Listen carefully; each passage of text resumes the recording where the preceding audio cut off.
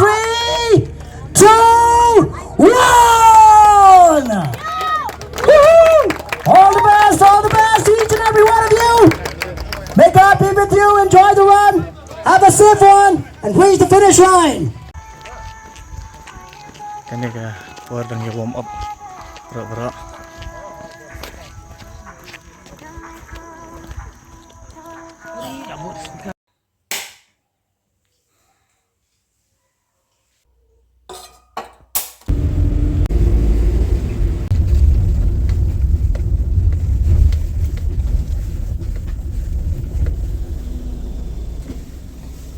Morning. Hey, good morning. Nice. Good.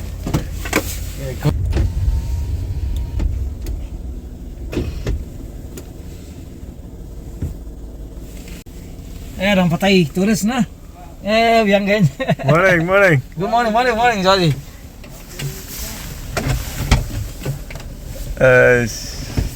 Good morning. Very good morning. Tekno.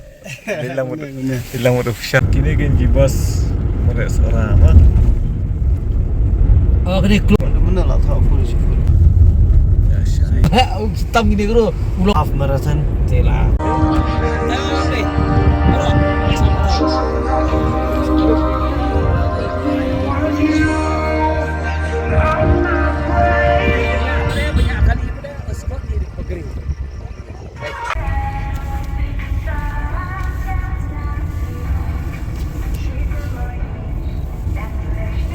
Okay.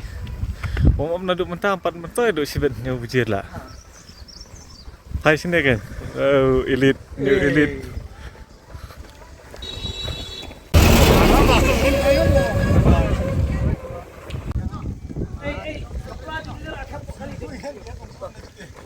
Sama ki elite mah.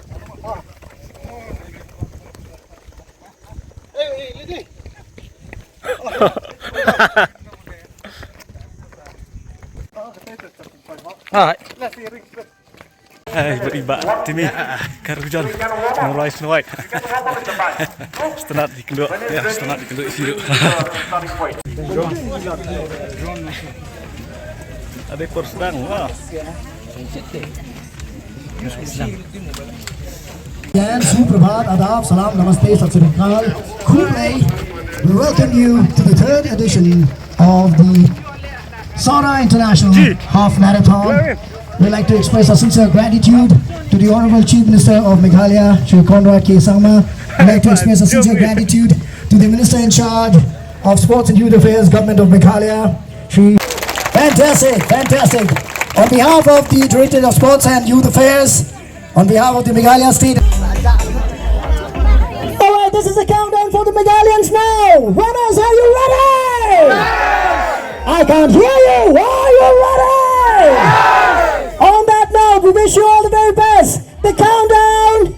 Here we go. 3, 1. All the very best to each and every one of you. May you reach the finish line and welcome.